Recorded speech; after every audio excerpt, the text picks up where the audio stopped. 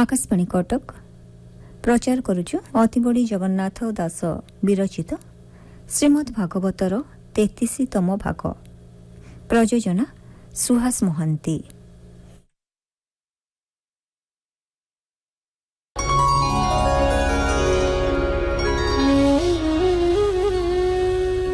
नारायणं नमस्कृत्य नरं चैव नरोत्तमं देवीं सरस्वतीं व्यासं ततो जयमुदीरयेत्। मूकं करोति वाचालं पङ्गुं लङ्घयति गिरिं यत्कृपातमहं वन्दे परमानन्दमाधवम्।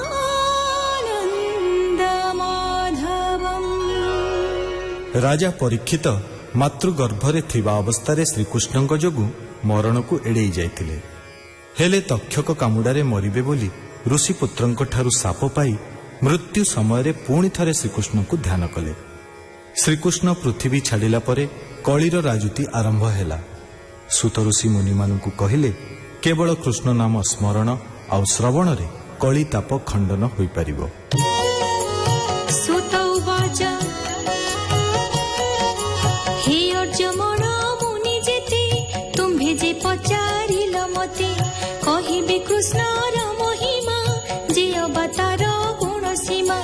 के अवतारे मुखे कहि जेने गगन अंत नाही कृष्ण महिमा सेहि मते जे पक्षी उड़ी पारे जेते तार बरता से जानती अधिके न पारंती चिंती एणु पंडित जन जेते ज्ञान विचारी ए जगते।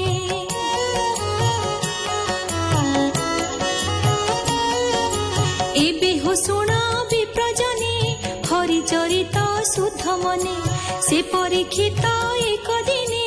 मृगया अर्थे गला बने मृग न पाई घोर बने क्षुधित तृषित बदने जल न पाई पथ श्रमे मिलिला मुनिଙ୍କ आश्रमे देखई एक वृक्ष तले ब्राह्मण आसन निश्चले आनंदे मुद्रित लोचने आत्मनिवेशी जोग ध्याने।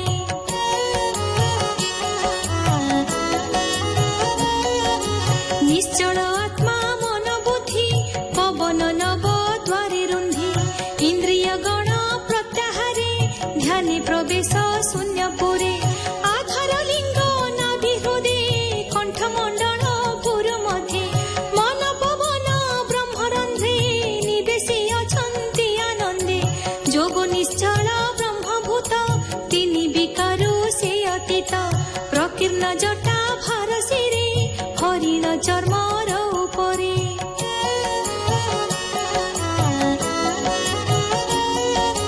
हेमंत विप्र को अनाई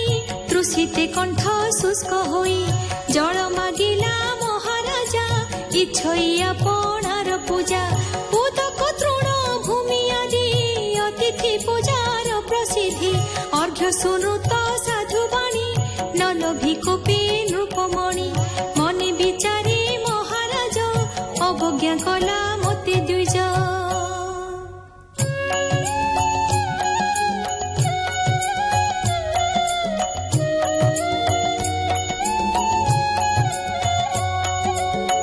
क्षुधा तृषार बळे मन क्षण क्षण के अचेतन प्रचंड क्रोध कुपानले मृत उरग धनुले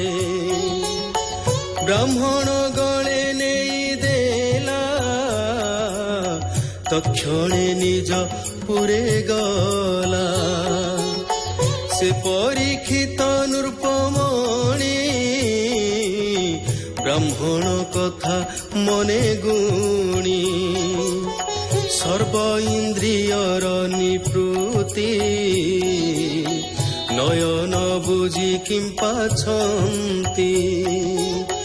কিবায়ে রাজাঙ্ক আগত নিমিত্তে করি দৃঢ় ব্রত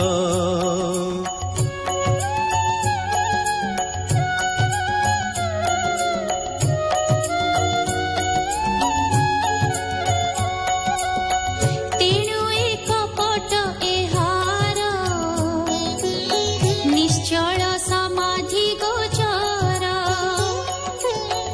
ଏତେ ଅବଜ୍ଞାନର ଦେହେ କ୍ଷତ୍ରିୟ ଜନ୍ମେ କିବା ସହେ ଏ ମନ୍ତି ଗଲା ନରନାଥ ତକ୍ଷଣେ ବ୍ରାହ୍ମଣର ସୁତ ବାଳକ ସଙ୍ଗେ କ୍ରୀଡ଼ା କରେ ତେଜେ ଅନଳ ରୂପ ଧରେ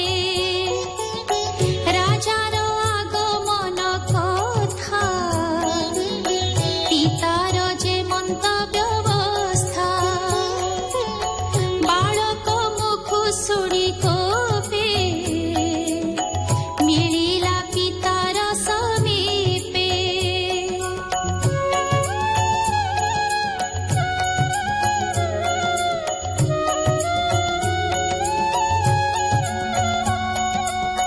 পিতার গলে সর্প দেখি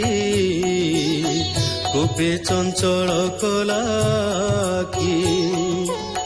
সংসার ধর্ম যে পালক দেখ তাহার বিবেক শ্বানর প্রায় চেষ্টা কলা দাসত স্বামীକୁ লঙ্ঘিলা ব্রাহ্মণে ক্ষেত্রিয়ଙ୍କୁ বরি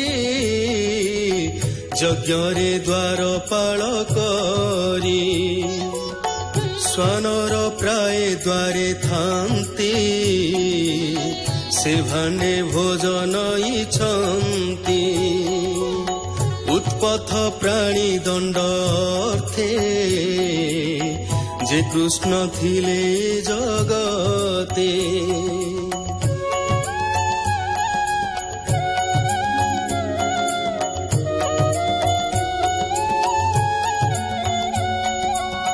ସେ ଯେଣୁ ନିଜ ପୁରେ ଗଲା ତେଣୁ ଏ ଅନ୍ୟାୟ ଚିନ୍ତିଲା ଏ ପ୍ରାଣୀ ସଂସାରେ ରହିଲେ ଧର୍ମ ନଥିବ ଏଥି ଭଲେ ଦେଖ ମୋହର ବିପ୍ରପଣ କରିବି ଏଥିର କାରଣ ଏ ମନ୍ତ ବାଳକଙ୍କୁ କହି ରଙ୍ଗ ନୟନେ ରୋଷ ବହି କୌଶିକୀ ଜଳେ ହସ୍ତ ଭରି ମାର୍ଜନା ଚମନ କରି ରାଜା ଉଦ୍ଦେଶ୍ୟ କରି ମନେ ବ୍ରଜ ପ୍ରହରଣ ବଚନେ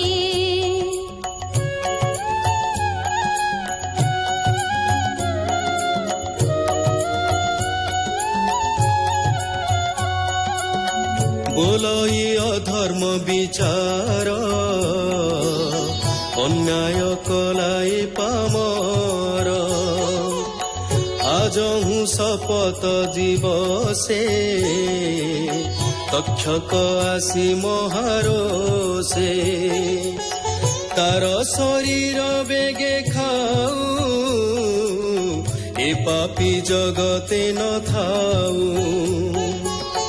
ମୋର ପିତାର ଦ୍ରୋହକାରୀ ସେ କିମ୍ପା ଥିବ ଦେହ ଧରି ହେମନ୍ତ ସାପ ତାକୁ ଦେଇ ମିଳିଲା ପିତା ପାଶେ ଯାଇ ପିତାର ଗଳେ ସର୍ପ ଦେଖି କାନ୍ଦଇ ଅତି ଦୁଃଖେ ଦୁଃଖୀ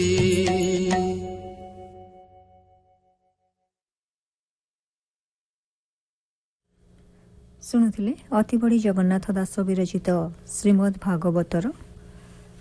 33ତମ ଭାଗ କଣ୍ଠଦାନ କରିଥିଲେ ତୃପ୍ତି ଦାସ, କୃଷ୍ଣଚନ୍ଦ୍ର ରାୟ ଏବଂ ଶୈଳଭାମା ମହାପାତ୍ର। ବେତାର ସମ୍ପାଦନା ଡକ୍ଟର ବିଚିତ୍ରାନନ୍ଦ ମହାନ୍ତି, ସଙ୍ଗୀତ ପରିଚାଳନା ରାଖାଲ ଚନ୍ଦ୍ର ମହାନ୍ତି, ବର୍ଣ୍ଣନା ସଞ୍ଜୟ କୁମାର ଶତପଥୀ, ପ୍ରଯୋଜନା ସୁହାସ ମହାନ୍ତି।